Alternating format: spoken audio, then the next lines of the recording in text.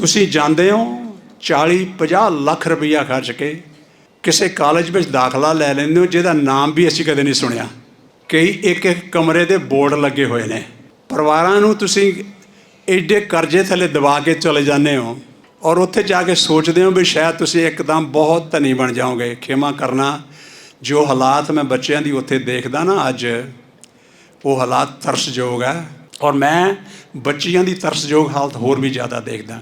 ਫਿਰ ਸੋਚਾਂ ਵਿੱਚ ਪੈ ਜਾਂਦਾ, ਮੇਰਾ ਮਾਂ ਪਿਓ ਆਪਣੀ ਬੱਚੀ ਰਾਹੀਂ ਆਪਣਾ ਭਵਿੱਖ ਦੇਖ ਰਿਹਾ ਬਨਿਸਬਤ ਕਿ ਉਹ ਬੱਚੀ ਦਾ ਭਵਿੱਖ ਬਣਾਉਣਾ ਸੀ। ਉਹਨੇ 17-18 ਸਾਲ ਦੀ ਬੱਚੀ ਨੂੰ ਤੁਸੀਂ ਤੋੜ ਦਿੰਦੇ ਹੋ ਬਗੈਰ ਕਿਸੇ। ਮੈਂ ਇੱਕ ਦਿਨ ਬੱਸ ਡਿਪੋ 'ਤੇ ਇੱਕ ਜਥੇ ਨੂੰ ਚੜ੍ਹਾਉਣ ਚਲਾ ਗਿਆ। ਬੱਸ 'ਤੇ ਕਿਸੇ ਦੂਸਰੇ ਸ਼ਹਿਰ 'ਚ ਜਾਣਾ ਸੀ। 2 ਬੇਟੀਆਂ ਨੂੰ ਮੈਂ 2 ਸੂਟਕੇਸ ਲੈਂਦੇ ਹੋਏ ਆਇਆ ਦੇਖਿਆ। ਇੱਕ ਮੈਨੂੰ ਲੱਗੀ ਵੀ ਇਕੱਲੇ ਹੀ ਉਤਰੀ ਹੋਣੀ ਆ, ਦੂਸਰੀ ਲੱਗੀ ਵੀ ਕੈਨੇਡੀਅਨ ਬੋਰਨ ਹੈ। ਉਹ ਜਿਹੜੀ ਬੇਟੀ ਮੈਨੂੰ ਲੱਗੀ ਵੀ ਪੰਜਾਬ ਤੋਂ ਆਈ, ਮੈਂ ਪੁੱਤਰ ਕਦ ਆਏ ਹੋ? ਕਹਿੰਦੀ ਕੱਲ੍ਹ ਅੰਕਲ ਜੀ ਆਏ ਆ। ਕਿੱਥੇ ਚੱਲੇ ਹੋ? ਉਹਨੇ ਸ਼ਹਿਰ ਦਾ ਨਾਂ ਲਿਆ। 7 ਤੋਂ 4 ਘੰਟੇ ਦੀ ਬੱਸ ਦੀ ਰਾਈਡ ਆ, ਕਲੋਨਾ ਚੱਲੀ ਆ ਜੀ। ਮੈਂ ਕਿਹਾ ਜੀ ਕੌਣ ਹੈ ਤੁਹਾਡਾ ਉੱਥੇ ਬੇਟਾ? ਜੀ ਕੋਈ ਵੀ ਨਹੀਂ। ਤੇ ਰੋ ਪਈ ਬੇਟੇ। ਕੀ ਮਾਂ ਪਿਓ ਉੱਥੇ ਉਹਦੇ ਬੈਠੇ ਉਸ ਵੇਲੇ ਦੇਖਦੇ ਨੇ, ਮੇਰਾ ਹੈ ਕੋਈ ਨਹੀਂ। ਮੈਂ ਆਪਣੇ ਰਿਸ਼ਤੇਦਾਰਾਂ ਕੋਲ ਪਹੁੰਚੀ ਸਾਂ, ਉਹਨਾਂ ਨੇ ਬੱਸ 'ਤੇ ਮੈਨੂੰ ਚੜ੍ਹਾ ਦਿੱਤਾ ਅਤੇ ਅਗਲੇ ਸ਼ਹਿਰ ਮੈਂ ਜਿੱਥੇ ਜਾਣਾ ਮੈਨੂੰ ਇਹ ਵੀ ਨਹੀਂ ਪਤਾ ਮੈਂ ਰਹਿਣਾ ਕਿੱਥੇ ਆ। ਕੈਨੇਡਾ ਦੀ ਜੰਮਪਾਲ ਬੱਚੀ, ਉਹਨੇ ਮੈਸੇਜ ਰਿਕਾਰਡ ਕਰਕੇ ਭੇਜਿਆ ਕਿ ਸਾਰੀ ਜ਼ਿੰਦਗੀ ਮੈਂ ਭੁੱਲੀ ਰਹੀ ਅਤੇ ਮੈਨੂੰ ਇੱਦਾਂ ਮਹਿਸੂਸ ਹੋਣ ਲੱਗਾ ਵੀ ਮੇਰੇ ਮਨ ਵਿੱਚ ਇੰਨੀ ਘਾਟ ਸੀ। ਅੱਜ ਮੈਂ ਆਪਣੇ ਬੇਟੇ 5-6 ਸਾਲ ਦੇ ਨੂੰ ਉਹ ਵਿੱਦਿਆ ਦੇ ਸਕਦੀ ਜਿਹੜੀ ਮੈਂ ਕਦੇ ਮੇਰਾ ਬਾਪ ਮੈਨੂੰ ਨਹੀਂ ਦੇ ਸਕਿਆ। ਕਿਉਂ ਨਾ ਤੁਸੀਂ ਇੱਥੋਂ ਆਪਣੀ ਵਿੱਦਿਆ ਪ੍ਰਾਪਤ ਕਰਕੇ ਜਾਓ, ਚੰਗੀ ਕਰਕੇ ਜਾਓ ਅਤੇ ਚੰਗੀ ਕੰਮ ਕਰੋਗੇ। ਜੇ ਰੈਸਟੋਰੈਂਟਾਂ ਦੇ ਵਿੱਚ ਭਾਂਡੇ ਵੀ ਮਾਂਜਣੇ ਆ ਅਤੇ ਵੇਟਰਸਿਸ 'ਤੇ ਕੰਮ ਕਰਨੇ ਆ ਜਾਂ ਲੋ ਲੈਵਲ ਦੀਆਂ ਨੌਕਰੀਆਂ ਕਰਨੀਆਂ ਵੀ, ਫਿਰ ਜੀ ਸਦਕੇ ਜਾਓ, ਜਿੰਨਾ ਮਰਜ਼ੀ ਜਾਓ। ਮੈਂ ਕਿਹੜਾ ਰੋਕ ਸਕਦਾ, ਕਿਉਂਕਿ ਤੁਸੀਂ ਸਵਾਲ ਇਹ ਵੀ ਕਰ ਲਿਆ ਕਰਦੇ। ਤੁਸੀਂ ਆਪ ਬੈਠੇ ਹੋ ਅਤੇ ਸਾਨੂੰ ਰੋਕਦੇ ਹੋ। ਜੋ ਹਾਲਾਤ ਮੈਂ ਬੱਚਿਆਂ ਦੀ ਉੱਥੇ ਦੇਖਦਾ ਨਾ ਅੱਜ, ਉਹ ਹਾਲਾਤ ਤਰਸਯੋਗ ਹੈ। ਜੇ ਉੱਥੇ ਗੁਰਦੁਆਰੇ ਜਿੰਨੇ ਹੁਣ ਹੈਗੇ ਨਾ ਹੋਣ, ਖਿਮਾ ਕਰਨਾ, ਅੱਧੋਂ ਵੱਧ ਵਿਦਿਆਰਥੀ ਭੁੱਖੇ ਰਹਿਣ। ਗੁਰਦੁਆਰਿਆਂ ਦੇ ਵਿੱਚ ਲਿਸਟਾਂ ਬਣੀਆਂ ਹੋਈਆਂ, ਰਜਿਸਟਰ ਕੀਤੇ ਹੋਏ ਨੇ ਸਟੂਡੈਂਟਸ। ਆਪਣੀ ਇਹ ਲਿਸਟ ਦਿੰਦੇ ਨੇ ਕਿ ਮੈਨੂੰ ਵੀਕਲੀ ਰਿਕੁਆਇਰਮੈਂਟ, ਹਫ਼ਤਾਵਾਰੀ ਮੈਨੂੰ ਕੀ ਲੋੜ ਆ ਖਾਣੇ ਦੀ। ਘਰ ਲਿਜਾਣ ਵਾਸਤੇ ਰਾਸ਼ੀ ਘਰ ਲੈ ਕੇ ਜਾਂਦੇ ਨੇ ਹਫ਼ਤਾਵਾਰੀ। ਉਹ ਵਿਚਾਰੇ ਨੂੰ, ਮੁੰਡੇ ਨੂੰ ਕਹਿੰਦੇ ਨਹੀਂ ਤੂੰ ਕਿਲਟ ਪਾ ਕੇ ਗ੍ਰੈਜੂਏਟ ਨਹੀਂ ਹੋ ਸਕਦਾ, ਬੰਦ ਕਰਦਾ। ਅਸੀਂ ਇੱਕ ਦਿਨ ਵੇਟ ਕੀਤਾ, 2 ਦਿਨ ਕੀਤਾ ਵੀ ਉਹਨਾਂ ਦੇ ਚਰਚ ਜਿਹੜੇ ਆ ਕੋਈ ਨਾ ਕੋਈ ਵਿਚਾਰੇ ਬੱਚੇ ਦੀ ਮਦਦ ਕਰਨਗੇ। ਕਿਸੇ ਨੇ ਕੋਈ ਹੱਥ ਨਹੀਂ ਫੜੀ। ਅਸੀਂ ਵਾਹ ਫੜ ਲਈ, ਪੁੱਤ ਆ ਤੇਰੇ ਬੇਟਾ, ਅਸੀਂ ਮਦਦ ਕਰਾਂਗੇ। 48 ਘੰਟਿਆਂ ਦੇ ਅੰਦਰ ਅੰਦਰ ਉਹਨਾਂ ਦੀ ਤਬਦੀਲੀ ਕਰਵਾ ਦਿੱਤੀ ਔਰ ਕਾਨੂੰਨ ਉੱਥੇ ਦਾ ਬਦਲ ਕੇ ਰੱਖ ਦਿੱਤਾ। ਕੈਨੇਡਾ ਦਾ ਕਾਨੂੰਨ ਹੀ ਬਦਲ ਗਿਆ। ਅੱਜ ਜੇ ਮੇਰੇ ਬੱਚੇ ਉੱਥੇ ਜਾ ਕੇ ਸਿਰੀ ਸਾਹਿਬਾਂ ਪਾ ਕੇ, ਦਸਤਾਰਾਂ ਬੰਨ੍ਹ ਕੇ, ਫਰੀਲੀ ਆਪਣਾ ਕੁੜਤਾ ਪਜਾਮਾ ਪਾ ਕੇ ਸ਼ਹਿਰ ਦੀਆਂ ਗਲੀਆਂ ਵਿੱਚ ਫਿਰਦੇ ਹੋ ਨਾ, ਇਹ ਐਵੇਂ ਨਹੀਂ ਜੇ ਹੱਕ ਪ੍ਰਾਪਤ। ਇਹ ਵਰਲਡ ਸਿੱਖ ਆਰਗੇਨਾਈਜੇਸ਼ਨ ਦੀ ਹੀ ਦੇਣ ਆ, ਕਿਉਂਕਿ ਸਾਨੂੰ ਸੁਪਰੀਮ ਕੋਰਟ ਤੱਕ ਉਹ ਕੇਸ ਫਾਈਟ ਕਰਨੇ ਪੈਂਦੇ ਸਨ। ਹੈਰਾਨ ਹੋਵੋਗੇ ਅਸੀਂ ਉਹ ਲੋਕ ਜਿਹੜੇ ਉੱਥੇ ਜਾ ਕੇ ਤਰਸਦੇ ਸਾਂ ਵੀ ਸਾਨੂੰ ਇਹ ਲੋਕ ਬਰਾਬਰ ਦੇ ਹੱਕ ਦੇਣ, ਅਤੇ ਉਹ ਸਾਨੂੰ ਅੱਜ ਕਹਿ ਰਹੇ ਨੇ ਵੀ ਅਸੀਂ ਉਹਨਾਂ ਦੀ ਮਦਦ ਕਰੀਏ ਅਤੇ ਉਹਨਾਂ ਦੀ ਹਿਫਾਜ਼ਤ ਕਰੀਏ ਕਚਹਿਰੀਆਂ ਵਿੱਚ ਜਾ ਕੇ, ਤਾਂ ਜੋ ਉਹਨਾਂ ਨੂੰ ਉਹਨਾਂ ਦੇ ਹੱਕ ਮਿਲ ਸਕਣ। ਹਰ ਸੱਜਣ ਜੋ ਵੀ ਤੁਸੀਂ ਇੱਥੇ ਪਹੁੰਚੇ ਹੋ, Guru Nanak institute of global studies Canada ਦੇ ਵੱਲੋਂ ਆਪ ਸਾਰਿਆਂ ਨੂੰ ਜੀ ਆਇਆਂ।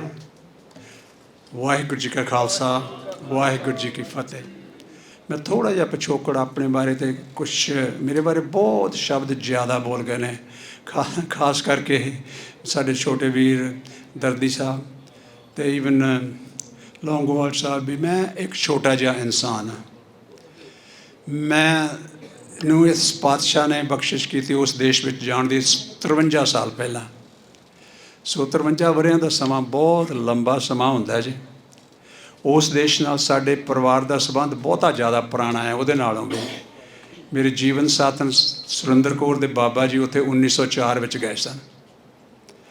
ਸੋ ਉਸ ਦੇਸ਼ ਦਾ ਇਤਿਹਾਸ ਬਜ਼ੁਰਗਾਂ ਤੋਂ ਸੁਣਦਿਆਂ ਤੁਹਾਨੂੰ ਆਪ ਵੀ ਐਕਸਪੀਰੀਅੰਸ ਕਰਨ ਦਾ ਮੌਕਾ ਮਿਲਿਆ ਜੇ। ਮੈਂ ਏਅਰਫੋਰਸ ਦੀ ਨੌਕਰੀ ਛੱਡ ਕੇ ਗਿਆ ਸਾਂ। ਮੈਨੂੰ ਪਤਾ ਸੀ ਕਿ ਭਾਸ਼ਾ ਵੱਲੋਂ ਮੈਨੂੰ ਕੋਈ ਪ੍ਰੋਬਲਮ ਨਹੀਂ ਉੱਥੇ ਆਉਣੀ, ਪਰ ਇਹ ਨਹੀਂ ਸੀ ਪਤਾ ਕਿ ਉੱਥੇ ਸਵਾਗਤ ਕਿਹੋ ਜਿਹਾ ਕਿਸੇ ਇਨਸਾਨ ਦਾ ਹੁੰਦਾ ਹੈ। ਕਿਉਂਕਿ ਕਾਰਜ ਆਮ ਤੌਰ 'ਤੇ ਉਹਨਾਂ ਦਿਨਾਂ ਵਿੱਚ ਇੱਕ ਫਿਜ਼ੀਕਲ ਲੇਬਰਰ ਦੀ ਜੋਬ ਹੀ ਤੁਹਾਨੂੰ ਦਿੰਦੇ ਸਨ ਔਰ ਬਹੁਤਾਤ ਦੇ ਵਿੱਚ ਉੱਥੇ ਕੰਮ ਲੱਕੜ ਦੇ ਹੋਇਆ ਕਰ ਸਨ। ਲੱਕੜਾਂ ਦੇ ਕਾਰਖਾਨੇ ਸਨ। ਭਾਰੀਆਂ ਸਤੀਰੀਆਂ 12x12, 16x16 ਖਿੱਚਣੀਆਂ। ਇੱਕ ਦਫ਼ਤਰੀ ਮੁਲਾਜ਼ਮ ਦਫ਼ਤਰ ਦੇ ਵਿੱਚ ਬੈਠ ਕੇ 3 ਪੀਸ ਸੂਟ ਪਾ ਕੇ, ਟਾਈ ਲਾ ਕੇ, ਘੰਟੀ ਵਜਾਉਣ ਵਾਲਾ ਆਪਣੇ ਚਾਹ ਵਾਸਤੇ ਸੱਦਣ ਵਾਸਤੇ ਇਨਸਾਨ ਉਸ ਦੇਸ਼ ਦੇ ਵਿੱਚ ਪਹੁੰਚ ਜਾਂਦਾ। ਮੈਂ ਉਸ ਦੇਸ਼ ਨੂੰ ਦੇਖਿਆ ਜੇ। ਕੋਈ ਬਹੁਤਾ ਸਤਿਕਾਰ ਨਹੀਂ ਸੀ ਸਾਡਾ ਉੱਥੇ, ਮੈਂ ਖਿਮਾ ਕਰਨਾ।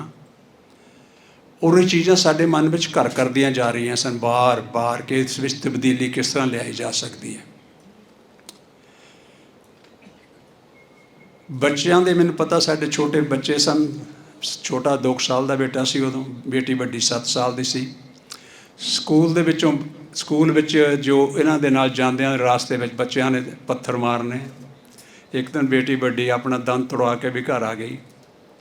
ਮੈਂ ਕਾਰਨ ਪੁੱਛਣ 'ਤੇ ਦੱਸਿਆ ਵੀ ਕਿਸੇ ਗੋਰੇ ਬੱਚੇ ਨੇ ਉਹਨੂੰ ਮਿਸਬਿਹੇਵ ਕੀਤਾ ਅਤੇ ਲੋਕਰ ਦੇ ਅਗੇਂਸਟ ਧੱਕਾ ਮਾਰਿਆ। ਉਹ ਚੀਜ਼ਾਂ ਵਾਪਰੀਆਂ। ਇਹਨਾਂ ਚੀਜ਼ਾਂ ਵਿੱਚ ਨਿਕਲਦੇ ਹੋਏ ਤੁਸੀਂ ਫਿਰ ਸੋਚਾਂ ਵਿੱਚ ਪੈ ਜਾਂਦੇ ਹੋ। ਮੇਰਾ ਪਹਿਲਾਂ ਤੋਂ ਹੀ ਸੁਭਾਅ ਰਿਹਾ ਹੈ ਕਿ ਮੈਂ ਟੋਲਰੇਟ ਨਹੀਂ ਕਰਦਾ ਕੋਈ ਕਿਸੇ ਨਾਲ ਇਨਜਸਟਿਸ ਹੋ ਰਿਹਾ ਹੋਵੇ। ਚਾਹੇ ਤੁਸੀਂ ਇਹਨੂੰ ਸਿੱਖੀ ਦੀ ਪੱਖ ਤੋਂ ਲੈ ਲਓ, ਇਨਸਾਨੀਅਤ ਦੇ ਪੱਖ ਤੋਂ ਲੈ ਲਓ। ਔਰ ਇਸ ਚੀਜ਼ ਨੂੰ ਤਬਦੀਲ ਕਰਨ ਵਾਸਤੇ ਤੁਹਾਨੂੰ ਕੁਝ ਨਾ ਕੁਝ ਸਾਧਨ ਬਣਾਉਣੇ ਪੈਂਦੇ ਨੇ। ਸੋ ਪਾਤਸ਼ਾਹ ਨੇ ਮੈਨੂੰ ਹਿੰਮਤ ਬਖਸ਼ਾਈ। ਆਪ ਸੇਵਾ ਲਈ ਸਭ ਤੋਂ ਪਹਿਲਾਂ ਇੱਕ ਆਰਗੇਨਾਈਜੇਸ਼ਨ ਉੱਥੇ ਤਿਆਰ ਕੀਤੀ ਉਸ ਸ਼ਹਿਰ ਦੇ ਅੰਦਰ, ਜਿੱਥੇ ਕੋਈ ਗੁਰਦੁਆਰਾ ਨਹੀਂ ਸੀ। ਉਹ ਸੇਵਾਵਾਂ ਚੱਲਦੀਆਂ ਰਹੀਆਂ। ਸੇਵਾ ਦੇ ਦੌਰਾਨ ਪਾਤਸ਼ਾਹ ਨੇ ਜੋ ਵੀ ਕਾਰਜ ਕਰਾਉਂਦੇ ਰਹੇ ਨੇ।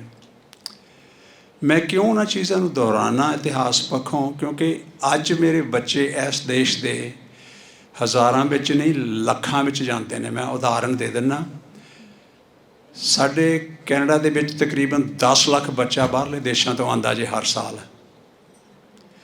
10 ਲੱਖ ਦੇ ਵਿੱਚੋਂ 34% ਬੱਚਾ ਹਿੰਦੁਸਤਾਨ 'ਚੋਂ ਜਾਂਦਾ ਜੇ। 34% ਦੇ ਵਿੱਚੋਂ 75% ਪੰਜਾਬ 'ਚੋਂ ਜਾਂਦਾ ਜੇ। ਅਤੇ ਹੁਣ ਤੁਸੀਂ ਆਪ ਗਿਣਤੀ ਕਰ ਲਓ ਵੀ ਕਿੰਨੇ ਕੁ ਬੱਚੇ ਪਹੁੰਚਦੇ ਨੇ। ਜਿਸ ਦਿਨ ਮੈਂ ਉਸ ਦੇਸ਼ ਦੇ ਵਿੱਚ ਪਹੁੰਚਾ ਸਾਡੀ ਹਜ਼ਾਰਾਂ ਵਿੱਚ ਗਿਣਤੀ ਸੀ, ਅੱਜ ਸਾਡੀ ਲੱਖਾਂ ਵਿੱਚ ਗਿਣਤੀ ਜੇ। ਜਿਸ ਦਿਨ ਮੈਂ ਉੱਥੇ ਪਹੁੰਚਾ ਉਸ ਦਿਨ ਤੁਹਾਨੂੰ ਸਿੱਖ ਨੂੰ ਸਿੱਖ ਨਹੀਂ ਸਨ ਜਾਣਦੇ। ਸਾਨੂੰ ਆਮ ਤੌਰ 'ਤੇ ਪਾਕੀ ਕਿਹਾ ਕਰਦੇ ਸਨ ਸਾਡੀ ਦਸਤਾਰ ਦੇਖ ਕੇ, ਵੀ ਸ਼ਾਇਦ ਪਾਕਿਸਤਾਨ ਦੇ ਲੋਕ ਮੁਸਲਮਾਨ ਨੇ। ਮੈਂ ਇਹ ਨਹੀਂ ਕਿਸੇ ਧਰਮ ਦੀ ਵਿਰੋਧਤਾ ਕਰਦਾ, ਨਹੀਂ। ਸਾਨੂੰ ਆਪਣੇ ਆਪ ਨੂੰ ਸਿੱਖ ਅਖਵਾਉਣ ਵਾਸਤੇ ਕਾਫੀ ਵੱਡੀਆਂ ਜੱਦੋ-ਜਹਿਦ ਕਰਨੀ ਪਈ। ਉਸ ਮਾਹੌਲ ਵਿੱਚ ਹੀ ਨਿਕਲਦਿਆਂ ਹੋਇਆਂ ਤੁਸੀਂ ਆਪਣਾ ਥਾਂ ਬਣਾਉਂਦੇ ਹੋ। ਪਾਤਸ਼ਾਹ ਵੱਲੋਂ ਤਾਂ ਦਾਸ ਨੂੰ ਕਿਰਪਾ ਸੀ ਮੇਰੇ ਪਾਤਸ਼ਾਹ ਜੀ, ਕਿਉਂਕਿ ਵਿੱਦਿਆ ਵੀ ਥੋੜ੍ਹੀ ਜਿਹੜੀ ਸੀ ਉਹ ਅੰਗਰੇਜ਼ੀ ਦੇ ਵਿੱਚ ਹੀ ਲਈ ਸੀ। ਏਅਰਫੋਰਸ ਦੀ ਭਾਸ਼ਾ ਵੀ ਅੰਗਰੇਜ਼ੀ ਸੀ, ਉਹਦੇ ਵਿੱਚ ਵੀ ਕੋਈ ਮੁਸ਼ਕਿਲ ਨਹੀਂ ਸੀ ਦਿਖਾਈ ਦੇ ਰਹੀ। ਅਤੇ ਇਸ ਕਰਕੇ ਉਸ ਦੇਸ਼ ਵਿੱਚ ਜਾ ਕੇ ਭਾਸ਼ਾ ਤਾਂ ਨਹੀਂ ਸੀ, ਪਰ ਫਿਰ ਵੀ ਸੈਟਲ ਹੋਣਾ ਥੋੜ੍ਹਾ ਅਸੰਭਵ ਜਿਹਾ। ਆਹ ਦਸਤਾਰ ਨੂੰ ਬਹੁਤ ਮੁਸ਼ਕਿਲਾਂ ਸਨ। ਬਹੁਤੀ ਵਾਰੀ ਲੋਕ ਆਪਣਾ ਵਰਤਾਂਤ ਜੀਵਨ ਦਾ ਦਰਸਾਉਂਦੇ ਹੋਏ ਝਿਜਕ ਜਾਂਦੇ ਨੇ। ਔਰ ਮੈਂ ਇੱਕ ਪੱਖ ਨੂੰ ਹਮੇਸ਼ਾ ਹੀ ਦੱਸ ਦਿਆਂ ਕਰਦਾ, ਆਪਾਂ ਕਿਉਂਕਿ ਰੁਜ਼ਗਾਰ ਦੀ ਖਾਤਰ ਜਾਂਦੇ ਹਾਂ, ਆਪਣੇ ਜੀਵਨ ਨੂੰ ਬਿਹਤਰ ਬਣਾਉਣ ਦੀ ਖਾਤਰ ਦੂਸਰੇ ਦੇਸ਼ ਵਿੱਚ ਜਾਂਦੇ ਹਾਂ। ਇਹੋ ਹੀ ਦੌੜ ਹੈ ਨਾ ਸਾਡੀ ਸਾਰਿਆਂ ਦੀ ਲੱਗੀ ਹੋਈ। ਮੈਂ ਇੱਕ ਨੌਕਰੀ ਛੋਟੀ ਜਿਹੀ ਮੈਨੂੰ ਮਿਲ ਗਈ ਕੰਮ ਕਰਨ ਵਾਲੀ, ਅਤੇ ਮੇਰਾ ਸੁਪਰਵਾਈਜ਼ਰ ਹਰ ਰੋਜ਼ ਮੇਰੇ ਕੋਲ ਦੀ ਲੰਘਿਆ ਕਰੇ, ਕਹੇ ਜੇ ਤੇਰੇ ਦਸਤਾਰ ਸਿਰ 'ਤੇ ਦਸਤਾਰ ਨਾ ਹੁੰਦੀ ਤੂੰ ਸਾਡਾ ਸੁਪਰਵਾਈਜ਼ਰ ਅਤੇ ਮੈਨੇਜਰ ਹੁੰਦਾ, ਕਿਉਂਕਿ ਤੇਰੇ ਕੋਲ ਕਾਬਲੀਅਤ ਹੈ, ਭਾਸ਼ਾ ਦੀ ਕਮੀ ਕੋਈ ਨਹੀਂ।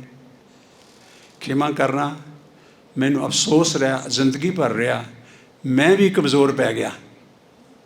ਮੈਂ ਆਪਣੇ ਵਾਲ ਕਟਾ ਲਏ।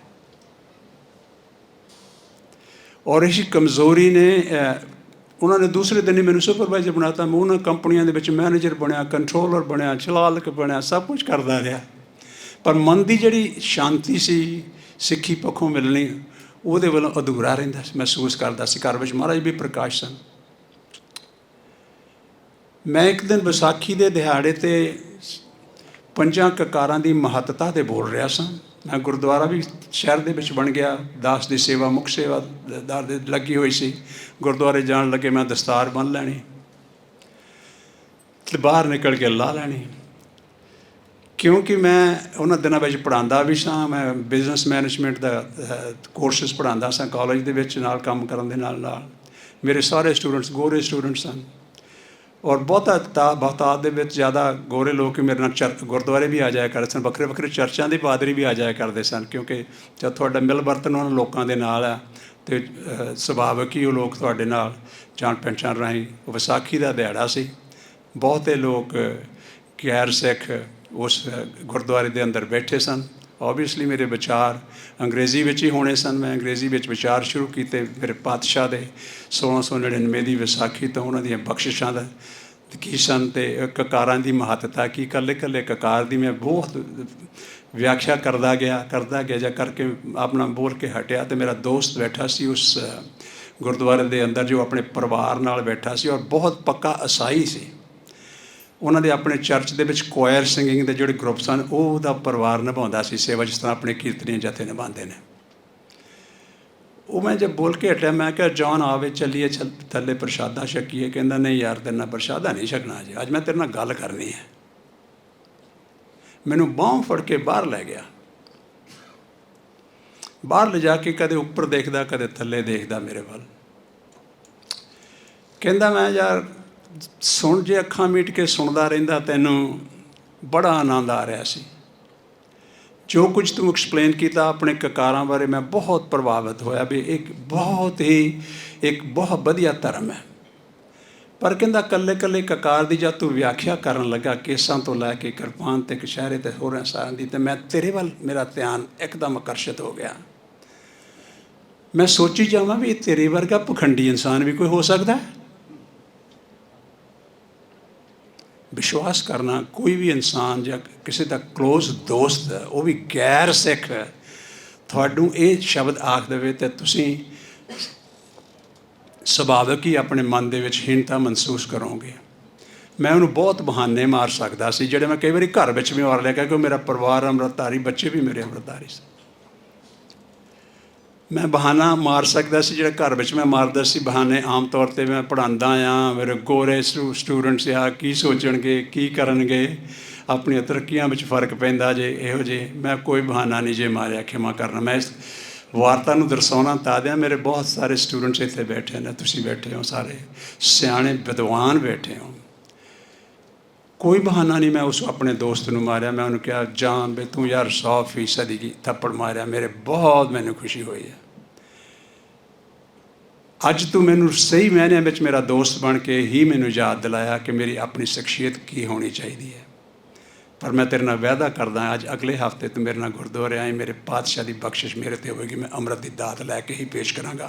अज तो बाद मैं कदे भी गुरुद्वारे की स्टेज तो नहीं बोलांगा जे मैं अमृतधारी नहीं।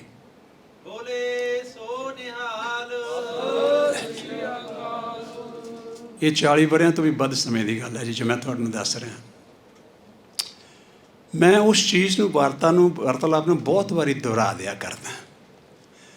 एक तो दोहराउण दे नाल तुहाडा अपना मन भी उस नीवेंपन विच चलिया जांदा जे, ते विचार रखने जिहड़े बहुत सौखे हो जाते हैं।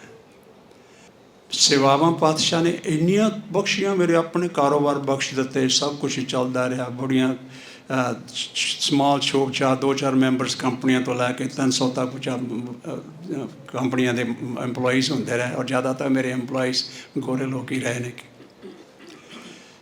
और उत्थे तक कि मैं मार्केटिंग साइड पर कंपनी की इन्नी तरक्की पातशाह ने कर दी जिथे कि साड़ी कंपनी 17 नंबर की सी, पूरे कैनेडा के 17 नंबर से साड़ा, और 12 नंबर साढ़े अपने सूबे से। वही चीज़ां वो बख्शिशां द्वारा हुई ने। पर मेरा मन सदा ही पंथिक सेवावां वाल नूं खिंचिया रहिंदा सी। 84 का साका जद वापरिया ना, 82 दे विच जद मोर्चा लगा जे, हर कोई विदेशों में बैठा भी सिख सोचता सी भी कि आपां की कर सकते हैं। उस मोर्चे के दौरान सेवा मेरे पातशाह ने संगतां ने बख्शिश की थी। मैं वखरे वखरे लैवल के उत्ते सेवावां निभाइयां ने। उस दौरान जो वर्ल्ड सिख ऑर्गेनाइजेशन की बनतर बनी, न्यूयॉर्क के विच बनी सी, इसकी चर्चा कई बार बहुत नैगेटिव होंदी है, क्षमा करना। एक मनुखी अधिकारां की संस्था जी, और मनुखी अधिकारां दे ही विषय के उत्ते काम करती है, और वाधू नहीं किसी पासे जाती।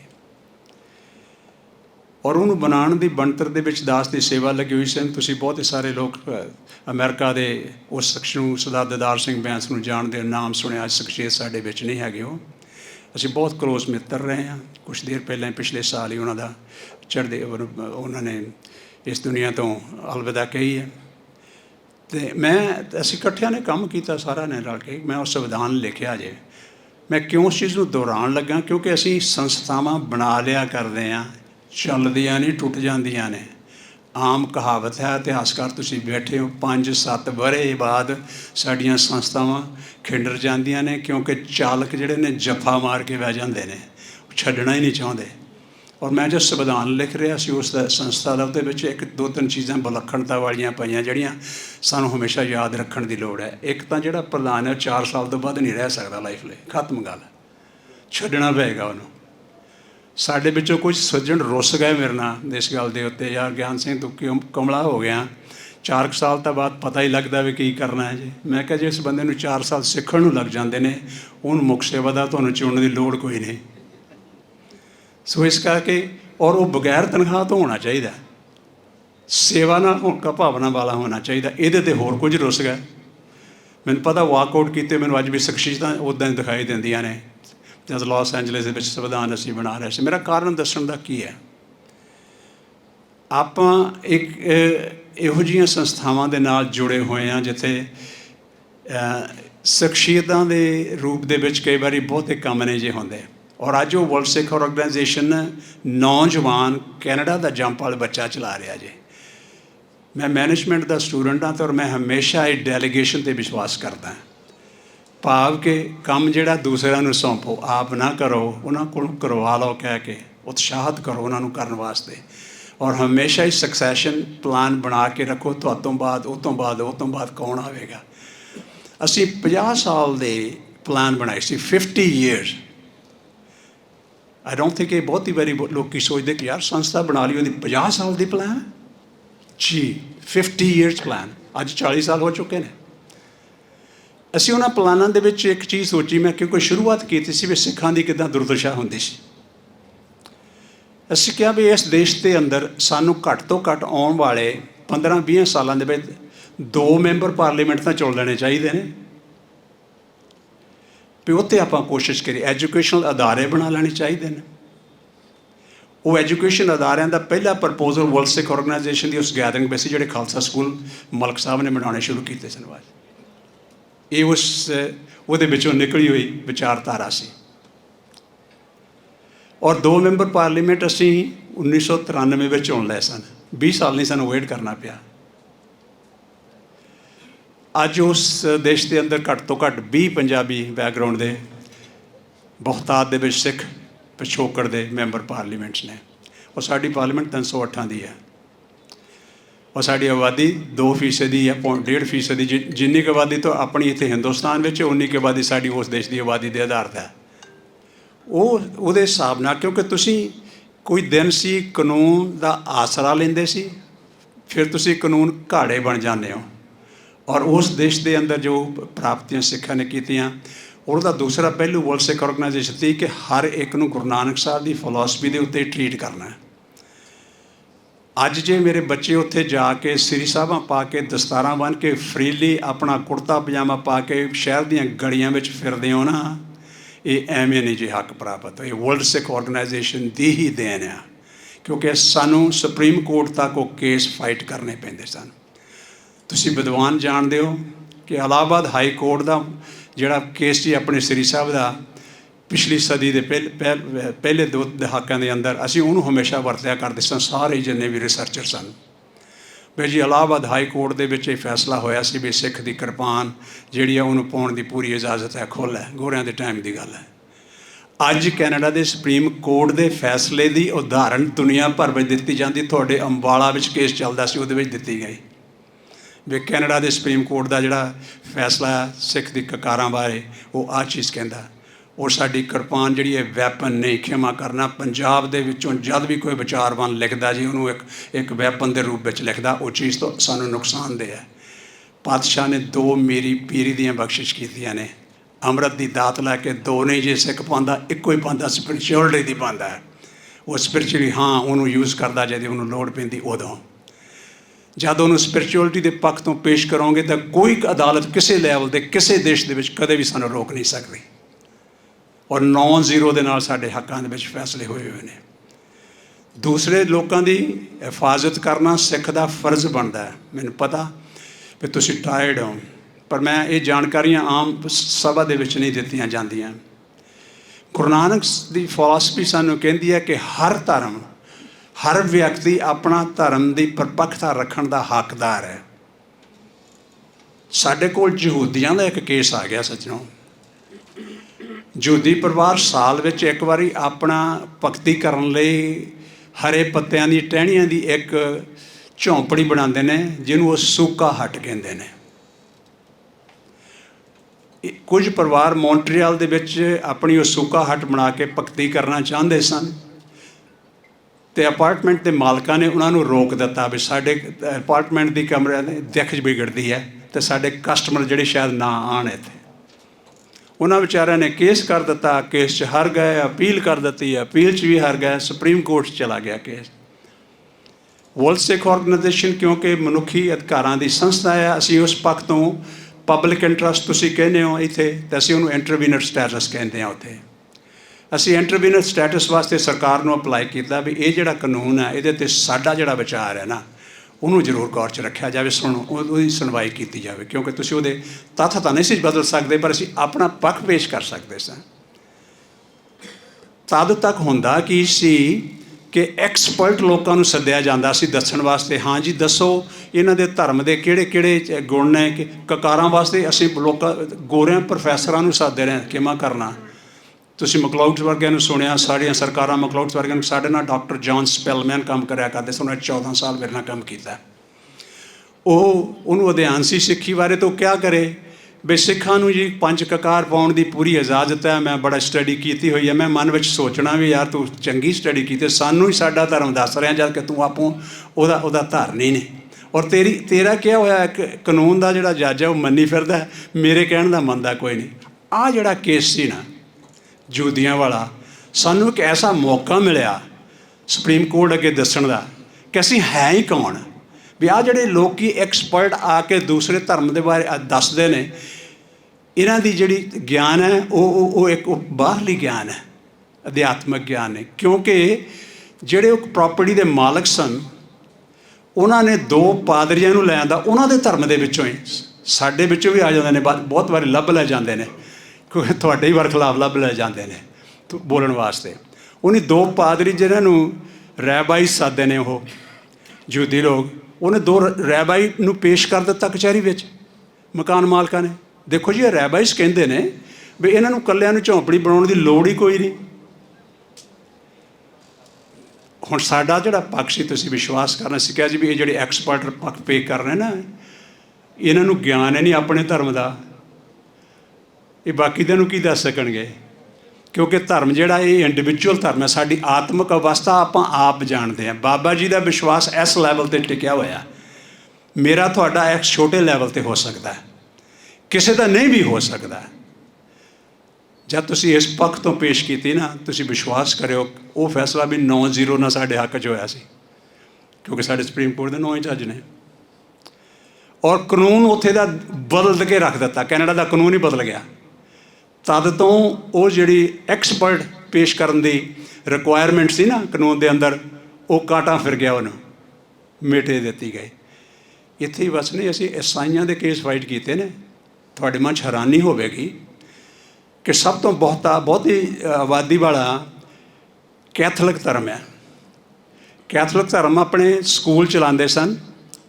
ਸਕੂਲਾਂ ਦੇ ਵਿੱਚ ਜਿਹੜਾ ਉਹਨਾਂ ਦਾ ਕੈਰੀਕੁਲਮ ਸੀ, ਉਹਦੇ ਵਿੱਚ ਇੱਕ ਜਿਹੜਾ ਉਹਨਾਂ ਦਾ ਆਪਣਾ ਅਧਿਐਨ ਸੀ ਈਸਾਈ ਮਤ ਦਾ, ਸਰਕਾਰ ਨੇ ਉਹਨਾਂ ਨੂੰ ਹੁਕਮ ਦੇ ਦਿੱਤਾ ਵੀ ਤੁਸੀਂ ਇਹਦੇ 'ਚ ਤਬਦੀਲੀ ਲਿਆਓ, ਬਾਕੀ ਦਿਆਂ ਨੂੰ ਵੀ ਐਡ ਕਰੋ ਜਾਂ ਕੰਪੈਰੇਟਿਵ ਐਨਾਲਿਸਿਸ ਕਰੋ। ਉਹ ਕਹਿੰਦੇ ਵੀ ਅਸੀਂ ਈਸਾਈ ਹਾਂ, ਸਾਡੇ ਚਰਚ ਸਾਡੇ ਉਹ ਕਾਲਜ ਯੂਨੀਵਰਸਿਟੀਆਂ ਚਲਾਉਂਦੇ ਨੇ, ਇਹ ਨਾ ਸਮਝ ਵੀ ਸਾਡੇ ਨਾਲ ਹੀ ਕਰਦੇ, ਉਹਨਾਂ ਨਾਲ ਵੀ ਹੁੰਦੀ ਆ। ਉੱਥੇ ਉਹਨਾਂ ਨੇ ਵੀ ਕੇਸ ਚਲਾ ਗਿਆ ਜੀ, ਉਹ ਵੀ ਹਾਰ ਗਏ, ਲੋਅਰ ਕੋਰਟ 'ਚ ਹਾਰ ਗਏ, ਅਪੀਲ 'ਚ ਵੀ ਹਾਰ ਗਏ। ਫਿਰ ਉਹਨਾਂ ਨੇ ਆਪਣੇ ਆਪ ਸਾਨੂੰ ਅਪਰੋਚ ਕੀਤਾ, ਉਹਨਾਂ ਦਾ ਹੈੱਡ ਆਫਿਸ ਗਿਆ, ਉਹ ਸਕੂਲ ਦਾ ਨਾਂ ਕਿਤੇ ਜਾ ਕੇ ਦੇਖੋ, ਲਾਇਓਲਾ ਹੈ, LOYOLA। ਉਹਨਾਂ ਦੀ ਯੂਨੀਵਰਸਿਟੀਆਂ ਵੀ ਨੇ, ਕਾਲਜਸ ਨੇ, ਸਕੂਲਸ ਨੇ, ਬਹੁਤ ਜ਼ਿਆਦਾ ਈਸਾਈ ਮਤ ਦੇ ਹੈੱਡ ਆਫਿਸ ਹੈ। ਉਹਨਾਂ ਦੀ ਕਾਲ ਸਾਨੂੰ ਆ ਗਈ, ਸਾਡੀ ਸੰਸਥਾ ਨੂੰ, ਵੀ ਤੁਹਾਡੇ ਕੋਲ ਮਨੁੱਖੀ ਅਧਿਕਾਰਾਂ ਦੀ ਵੱਧ ਗਿਆਨ ਹੈ ਅਤੇ ਸਾਡੀ ਯਾਰ ਮਦਦ ਕਰੋ। ਤੁਸੀਂ ਹੈਰਾਨ ਹੋਵੋਗੇ, ਅਸੀਂ ਉਹ ਲੋਕ ਜਿਹੜੇ ਉੱਥੇ ਜਾ ਕੇ ਤਰਸਦੇ ਸਾਂ ਵੀ ਸਾਨੂੰ ਇਹ ਲੋਕ ਬਰਾਬਰ ਦੇ ਹੱਕ ਦੇਣ, ਅਤੇ ਉਹ ਸਾਨੂੰ ਅੱਜ ਕਹਿ ਰਹੇ ਨੇ ਵੀ ਅਸੀਂ ਉਹਨਾਂ ਦੀ ਮਦਦ ਕਰੀਏ ਅਤੇ ਉਹਨਾਂ ਦੀ ਹਿਫਾਜ਼ਤ ਕਰੀਏ ਕਚਹਿਰੀਆਂ ਵਿੱਚ ਜਾ ਕੇ, ਤਾਂ ਜੋ ਉਹਨਾਂ ਨੂੰ ਉਹਨਾਂ ਦੇ ਹੱਕ ਮਿਲ ਸਕਣ। ਔਰ ਉਹ ਕੇਸ ਅਸੀਂ ਲਿਆ ਔਰ ਉਹ ਕੇਸ ਵਿੱਚ ਵੀ ਜਿੱਤ ਪ੍ਰਾਪਤ ਕੀਤੀ ਸੁਪਰੀਮ ਕੋਰਟ ਦੇ ਵਿੱਚ। ਮੈਂ ਕਿਉਂ ਇਹਨਾਂ ਚੀਜ਼ਾਂ ਨੂੰ ਦੁਹਰਾ ਰਿਹਾ? ਕੋਈ ਵੀ ਸੰਸਥਾ ਬਣਾਉਂਦੇ ਹਾਂ ਜੇ ਸੇਵਾ ਭਾਵਨਾ ਨਾਲ ਤੁਸੀਂ ਉਹਦੀ ਸੇਵਾ ਕਰਦੇ, ਮੇਰੇ ਪਾਤਸ਼ਾਹ ਐਡੀ ਮਿਹਰ ਭਰਿਆ ਹੱਥ ਰੱਖਦੇ ਨੇ ਤੁਹਾਡੇ ਸਿਰ ਦੇ ਉੱਤੇ, ਹਰ ਪਾਸੋਂ ਜਿੱਤ ਹੋਣੀ ਲਾਜ਼ਮੀ ਹੈ, ਗਰੰਟੀਡ ਹੈ, ਕਦੇ ਇੱਕ ਪਾਸੋਂ ਤੁਸੀਂ ਹਾਰ ਖਾ ਹੀ ਨਹੀਂ ਸਕਦੇ। ਮੈਂ ਬਹੁਤੇ ਚਰਚਾਂ ਨੂੰ ਦੇਖਿਆ ਆਪਣੇ ਵਿਦਿਆਰਥੀਆਂ ਦੇ ਨਹੀਂ ਹੱਥ ਫੜਦੇ। ਸਕਾਟਿਸ਼ ਮੁੰਡਾ ਆਪਣੀ ਕਿਲਟ ਪਾ ਕੇ, ਆਪਣਾ ਘੱਗਰੀ ਪਾ ਕੇ, ਤੁਸੀਂ ਸਮਝਦੇ ਤੁਸੀਂ ਦੇਖਿਆ ਹੁਣ ਸਕਾਟਿਸ਼ ਲੋਕਾਂ ਨੂੰ, ਗ੍ਰੈਜੂਏਟ ਹੋਣਾ ਚਾਹੁੰਦਾ ਸੀ ਅਲਬਰਟਾ ਦੇ ਸੂਬੇ ਵਿੱਚ, ਜਿੱਥੇ ਸਾਡੇ ਸਾਥੀ ਹਰਪ੍ਰੀਤ ਸਿੰਘ ਜੀ ਰਹਿੰਦੇ ਨੇ। ਉਸ ਸੂਬੇ ਵਿੱਚ ਉਹ ਬਹੁਤਾ ਰਾਈਟ ਵਿੰਗ ਸੂਬਾ ਗਿਣਿਆ ਜਾਂਦਾ। ਉਹ ਵਿਚਾਰੇ ਨੂੰ, ਮੁੰਡੇ ਨੂੰ ਕਹਿੰਦੇ ਨਹੀਂ ਤੂੰ ਕਿਲਟ ਪਾ ਕੇ ਗ੍ਰੈਜੂਏਟ ਨਹੀਂ ਹੋ ਸਕਦਾ, ਬੰਦ ਕਰਦਾ। ਅਸੀਂ ਇੱਕ ਦਿਨ ਵੇਟ ਕੀਤਾ, 2 ਦਿਨ ਕੀਤਾ ਵੀ ਉਹਨਾਂ ਦੇ ਚਰਚ ਜਿਹੜੇ ਆ ਕੋਈ ਨਾ ਕੋਈ ਵਿਚਾਰੇ ਬੱਚੇ ਦੀ ਮਦਦ ਕਰਨਗੇ। ਕਿਸੇ ਨੇ ਕੋਈ ਹੱਥ ਨਹੀਂ ਫੜੀ। ਅਸੀਂ ਬਾਂਹ ਫੜ ਲਈ, ਪੁੱਤ ਆ ਤੇਰੇ ਬੇਟਾ, ਅਸੀਂ ਮਦਦ ਕਰਾਂਗੇ। 48 ਘੰਟਿਆਂ ਦੇ ਅੰਦਰ ਅੰਦਰ ਉਹਨਾਂ ਦੀ ਤਬਦੀਲੀ ਕਰਵਾ ਦਿੱਤੀ। ਇਹ ਕਾਰਨ ਸਿਰਫ ਗੁਰੂ ਨਾਨਕ ਸਾਹਿਬ ਦੀ ਕਿਰਪਾ ਦੇ ਕਰਕੇ, ਨਹੀਂ ਅਸੀਂ ਨਹੀਂ ਕਰਦੇ। ਮੈਂ ਬਹੁਤ ਐਗਜ਼ਾਮਪਲਾਂ ਨੇ ਮੁਸਲਮਾਨਾਂ ਦੀ, ਇੱਕ ਨਕਾਬ ਦੀਆਂ, ਹਜਾਬ ਦੀਆਂ, ਜਿੱਥੇ ਵੀ ਆਉਂਦੀਆਂ ਨੇ ਉਹਦੇ ਵਿੱਚ ਇਹ ਸੰਸਥਾ। ਉਹ ਸੰਸਥਾ ਕਿਉਂਕਿ ਹੁਣ ਕੈਨੇਡੀਅਨ ਭਾਈਚਾਰਾ ਚਲਾਉਂਦਾ ਸੀ ਅਤੇ ਮੈਂ ਵਿਹਲਾ ਹੋ ਗਿਆ ਸੀਗਾ ਸੱਚੇ ਪਾਤਸ਼ਾਹ ਦੀ ਕਿਰਪਾ ਦੇ ਨਾਲ। ਅਤੇ ਮੇਰੇ ਮਨ ਦੇ ਵਿੱਚ ਵਿਚਾਰ ਫਿਰ ਉੱਠਿਆ ਵੀ ਅਗਲੇ ਅਸੀਂ ਸਕੂਲ ਬਹੁਤ ਖੋਲ੍ਹ ਰਹੇ ਨੇ, ਛੋਟੇ ਛੋਟੇ ਸਾਡੇ ਕਾਫੀ ਸਕੂਲ ਚੱਲਦੇ ਨੇ, ਹਾਈ ਸਕੂਲ ਵੀ ਚੱਲਦੇ ਨੇ, ਪਰ ਕੋਈ ਪੋਸਟ ਸੈਕੰਡਰੀ ਐਜੂਕੇਸ਼ਨ ਇੰਸਟੀਚਿਊਟ ਕੋਈ ਨਹੀਂ ਸੀ ਸਾਡੀ ਬਣੀ ਹੋਈ। ਸਾਥੀਆਂ ਨਾਲ ਵਿਚਾਰ ਕਰਨੀ ਸ਼ੁਰੂ ਕੀਤੀ। ਫੋਰ ਪ੍ਰੋਫਿਟ ਵਾਸਤੇ, ਬਿਜ਼ਨਸ ਚਲਾਉਣ ਵਾਸਤੇ ਤੁਹਾਨੂੰ ਢੇਰ ਲੱਗ ਜਾਂਦੇ ਨੇ ਸਾਥੀਆਂ ਦੇ। ਮੈਂ ਸੱਚੀ ਗੱਲ ਦੱਸਦਾ, ਮੈਂ ਜਦ ਵਿਚਾਰ ਕਰਨਾ ਸ਼ੁਰੂ ਕੀਤਾ ਨਾ ਮੇਰੇ ਆਪਣੇ ਸਾਥੀਆਂ ਬਿਜ਼ਨਸਮੈਨਾਂ ਦੇ ਨਾਲ, ਹਰ ਇੱਕ ਦੀ ਆਵਾਜ਼ ਇਹ ਆਉਂਦੀ ਸੀ, ਗਿਆਨ ਸਿੰਘ ਕਿਹੜੀ ਗੱਲ ਹੈ ਯਾਰ, ਜੇ ਪੈਸੇ ਕਮਾਉਣ ਵਾਲਾ ਸਾਧਨ ਹੈ ਤਾਂ ਚੱਲ ਆਪਾਂ ਫਿਰ ਕਰ ਦਿੰਦੇ ਹਾਂ, ਕੋਈ ਗੱਲ ਨਹੀਂ। ਮੈਂ ਕਿਹਾ ਜੀ ਨਹੀਂ, ਇਹ ਪੈਸੇ ਲਾਉਣ ਵਾਲਾ ਸਾਧਨ ਹੈ। ਅਤੇ ਤੁਸੀਂ ਹੈਰਾਨ ਹੋਵੋਗੇ, ਸਾਨੂੰ ਮੁਸ਼ਕਿਲ ਦੇ ਨਾਲ 5 ਪਰਿਵਾਰ ਇਕੱਠੇ ਕਰਨੇ ਮੁਸ਼ਕਿਲ ਹੋ ਗਏ ਸਨ। ਸੋ ਇਹ 5 ਪਰਿਵਾਰ ਹੀ ਇਕੱਠੇ ਕਰ ਸਕੇ ਅਸੀਂ ਵੱਧ ਤੋਂ ਵੱਧ, ਜਿਨ੍ਹਾਂ ਵਿੱਚ ਦਰਦੀ ਪਰਿਵਾਰ ਵੀ ਹੈ, ਜਿਨ੍ਹਾਂ ਨੇ ਇਹ ਚੀਜ਼ ਆਫਰ ਕੀਤੀ ਕਿ ਅਸੀਂ ਹਾਂ ਨੋਨ ਪ੍ਰੋਫਿਟ ਇੰਸਟੀਚਿਊਟ ਹੈ, ਚੈਰੀਟੇਬਲ ਹੈ ਇਹ ਸੰਸਥਾ ਜਿਹੜੀ ਬਣਾਈ ਹੈ। ਸਾਡਾ ਮਕਸਦ ਇਹਨੂੰ ਪੈਸੇ ਕਮਾਉਣਾ ਨਹੀਂ, ਵਿਦਿਆ ਨੂੰ ਵੰਡਣਾ ਜੇ, ਇਹ ਆਬਜੈਕਟਿਵ ਹੈ ਉਸ ਸੰਸਥਾ ਦਾ। ਔਰ ਉਹਦੇ ਆਧਾਰ ਦੇ ਉੱਤੇ ਹੀ, ਕਿਉਂਕਿ ਮੈਂ ਮੁਸ਼ਕਲਾਂ ਦੇਖੀਆਂ ਨੇ ਤੁਹਾਡੇ, ਮੈਂ ਇੰਟਰਨੈਸ਼ਨਲ ਸਟੂਡੈਂਟਸ ਦੀ ਵਿਚਾਰ ਵਿੱਚ ਲਿਆਉਣਾ ਚਾਹੁੰਦਾ ਇਹਨੂੰ। ਤੁਸੀਂ ਜਾਂਦੇ ਹੋ 40-50 ਲੱਖ ਰੁਪਈਆ ਖਰਚ ਕੇ ਕਿਸੇ ਕਾਲਜ ਵਿੱਚ ਦਾਖਲਾ ਲੈ ਲੈਂਦੇ ਹੋ ਜਿਹਦਾ ਨਾਮ ਵੀ ਅਸੀਂ ਕਦੇ ਨਹੀਂ ਸੁਣਿਆ। ਕਈ ਇੱਕ ਕਮਰੇ ਦੇ ਬੋਰਡ ਲੱਗੇ ਹੋਏ ਨੇ। ਪਰਿਵਾਰਾਂ ਨੂੰ ਤੁਸੀਂ ਐਡੇ ਕਰਜ਼ੇ ਥੱਲੇ ਦਬਾ ਕੇ ਚਲੇ ਜਾਂਦੇ ਹੋ, ਔਰ ਉੱਥੇ ਜਾ ਕੇ ਸੋਚਦੇ ਹੋ ਵੀ ਸ਼ਾਇਦ ਤੁਸੀਂ ਇੱਕਦਮ ਬਹੁਤ ਧਨੀ ਬਣ ਜਾਓਗੇ। ਖਿਮਾ ਕਰਨਾ, ਜੋ ਹਾਲਾਤ ਮੈਂ ਬੱਚਿਆਂ ਦੀ ਉੱਥੇ ਦੇਖਦਾ ਨਾ ਅੱਜ, ਉਹ ਹਾਲਾਤ ਤਰਸਯੋਗ ਹੈ। ਜੇ ਉੱਥੇ ਗੁਰਦੁਆਰੇ ਜਿੰਨੇ ਹੁਣ ਹੈਗੇ ਨਾ ਹੋਣ, ਖਿਮਾ ਕਰਨਾ, ਅੱਧੋਂ ਵੱਧ ਵਿਦਿਆਰਥੀ ਭੁੱਖੇ ਹੀ ਰਹਿਣ ਬਗੈਰ ਪ੍ਰਸ਼ਾਦਾ ਛਕਣ ਤੋਂ। ਗੁਰਦੁਆਰਿਆਂ ਦੇ ਵਿੱਚ ਲਿਸਟਾਂ ਬਣੀਆਂ ਹੋਈਆਂ, ਰਜਿਸਟਰ ਕੀਤੇ ਹੋਏ ਨੇ ਸਟੂਡੈਂਟਸ, ਆਪਣੀ ਇਹ ਲਿਸਟ ਦਿੰਦੇ ਨੇ ਕਿ ਮੈਨੂੰ ਵੀਕਲੀ ਰਿਕੁਆਇਰਮੈਂਟ, ਹਫ਼ਤਾਵਾਰੀ ਮੈਨੂੰ ਕੀ ਲੋੜ ਆ ਖਾਣੇ ਦੀ, ਘਰ ਲਿਜਾਣ ਵਾਸਤੇ ਰਾਸ਼ੀ ਘਰ ਲੈ ਕੇ ਜਾਂਦੇ ਨੇ ਹਫ਼ਤਾਵਾਰੀ। ਗੁਰਦੁਆਰੇ ਤੋਂ ਉੱਥੇ ਜ਼ਿਆਦਾ 24 ਘੰਟੇ ਹੀ ਤੁਹਾਨੂੰ ਲੰਗਰ ਮਿਲਦਾ ਹੈ। ਆਪਣੇ ਇੱਥੇ ਨਾਲੋਂ ਵੀ ਵੱਧ ਸੇਵਾਵਾਂ ਚੱਲਦੀਆਂ ਨੇ, ਐਸੀ ਗੱਲ ਨਹੀਂ। ਜਿਹੜੇ ਖਾਸ ਕਰਕੇ ਵੱਡੇ ਸ਼ਹਿਰਾਂ ਵਿੱਚ ਵੱਡੇ ਗੁਰਦੁਆਰੇ ਨੇ, ਉਹ 'ਚ ਸਵੇਰੇ 4 ਵਜੇ ਤੋਂ ਪ੍ਰੋਗਰਾਮ ਚੱਲ ਕੇ ਚੱਲਦੇ ਹੀ ਰਹਿੰਦੇ ਨੇ, ਔਰ ਜਦ ਮਰਜ਼ੀ ਜਾਓ ਲੰਗਰ ਛਕੋ। ਪਰ ਉਹਨਾਂ ਹਰ ਗੁਰਦੁਆਰੇ ਦੇ ਅੰਦਰ ਇਹੋ ਜਿਹੇ ਸਾਧਨ ਬਣਾਏ ਹੋਏ ਨੇ ਬੱਚਿਆਂ ਦੇ, ਹਜ਼ਾਰਾਂ ਦੀ ਗਿਣਤੀ ਦੇ ਵਿੱਚ, ਸੈਂਕੜਿਆਂ 'ਚ ਨਹੀਂ, ਹਜ਼ਾਰਾਂ ਦੀ ਗਿਣਤੀ ਦੇ ਵਿੱਚ। ਔਰ ਮੈਂ ਬੱਚਿਆਂ ਦੀ ਤਰਸਯੋਗ ਹਾਲਤ ਹੋਰ ਵੀ ਜ਼ਿਆਦਾ ਦੇਖਦਾ। ਫਿਰ ਸੋਚਾਂ ਵਿੱਚ ਪੈ ਜਾਂਦਾ, ਮੇਰਾ ਮਾਂ ਪਿਓ ਆਪਣੀ ਬੱਚੀ ਰਾਹੀਂ ਆਪਣਾ ਭਵਿੱਖ ਦੇਖ ਰਿਹਾ, ਬਨਿਸਬਤ ਕਿ ਉਹ ਬੱਚੀ ਦਾ ਭਵਿੱਖ ਬਣਾਉਣਾ ਸੀ ਉਹਨੇ। 17-18 ਸਾਲ ਦੀ ਬੱਚੀ ਨੂੰ ਤੁਸੀਂ ਤੋੜ ਦਿੰਦੇ ਹੋ ਬਗੈਰ ਕਿਸੇ ਉੱਥੇ ਕੰਟਰੈਕਟਸ ਤੋਂ। ਮੈਂ ਇੱਕ ਦਿਨ ਬੱਸ ਡਿਪੋ 'ਤੇ ਇੱਕ ਜਥੇ ਨੂੰ ਚੜ੍ਹਾਉਣ ਚਲਾ ਗਿਆ, ਬੱਸ 'ਤੇ ਕਿਸੇ ਦੂਸਰੇ ਸ਼ਹਿਰ 'ਚ ਜਾਣਾ ਸੀ। 2 ਬੇਟੀਆਂ ਨੂੰ ਮੈਂ 2 ਸੂਟਕੇਸ ਲੈਂਦੇ ਹੋਏ ਆਇਆ ਦੇਖਿਆ। ਇੱਕ ਮੈਨੂੰ ਲੱਗੀ ਵੀ ਇਕੱਲੇ ਹੀ ਉਤਰੀ ਹੋਣੀ ਆ, ਦੂਸਰੀ ਲੱਗੀ ਵੀ ਕੈਨੇਡੀਅਨ ਬੋਰਨ ਹੈ। ਉਹ ਜਿਹੜੀ ਬੇਟੀ ਮੈਨੂੰ ਲੱਗੀ ਵੀ ਪੰਜਾਬ ਤੋਂ ਆਈ, ਮੈਂ ਪੁੱਤਰ ਕਦ ਆਏ ਹੋ? ਕਹਿੰਦੀ ਕੱਲ੍ਹ ਅੰਕਲ ਜੀ ਆਏ ਆ। ਕਿੱਥੇ ਚੱਲੇ ਹੋ? ਉਹਨੇ ਸ਼ਹਿਰ ਦਾ ਨਾਂ ਲਿਆ। 7 ਤੋਂ 4 ਘੰਟੇ ਦੀ ਬੱਸ ਦੀ ਰਾਈਡ ਆ, ਕਲੋਨਾ ਚੱਲੀ ਆ ਜੀ। ਮੈਂ ਕਿਹਾ ਜੀ ਕੌਣ ਹੈ ਤੁਹਾਡਾ ਉੱਥੇ ਬੇਟਾ? ਜੀ ਕੋਈ ਵੀ ਨਹੀਂ। ਤੇ ਰੋ ਪਈ ਬੇਟੀ। ਤੁਸੀਂ ਕੀ ਕਰੋਗੇ? ਕੀ ਮਾਂ ਪਿਓ ਉੱਥੇ ਉਹਦੇ ਬੈਠੇ ਉਸ ਵੇਲੇ ਦੇਖਦੇ ਨੇ? ਮੇਰਾ ਹੈ ਕੋਈ ਨਹੀਂ।